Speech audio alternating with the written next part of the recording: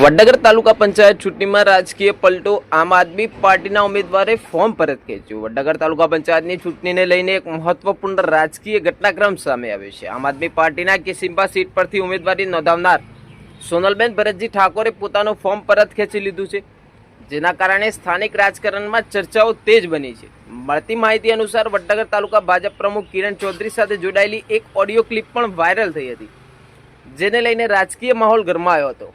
ત્યારબાદ સુલીપુર ગામના કિરણજી ચહેરાજી ઠાકોરે પોતાની પત્ની સોનલબેનની ઉમેદવારી સત્તાવાર રીતે પરત ખેંચવાનો નિર્ણય લીધો।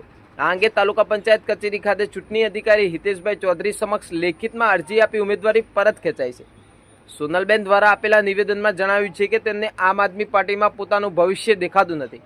તે બાદ સાસો સમાજની વાડી ખાતે ભાજપના તાલુકા પ્રમુખ કિરણ ચૌધરી સહિત આગેવાનોની હાજરીમાં સોનલબેને ભાજપને જાહેર ટેકો આપ્યો। આ ઘટનાને વડનગર તાલુકાના રાજકીય સમીકરણોમાં નવી હલચલ સર્જી છે અને આવનારી ચૂંટણી પર તેની અસર જોવા મળી શકે છે। વધુ સમાચાર અને અપડેટ્સ માટે જોતા રહો online TV news. Reporter Farooq Memon, Kheralu.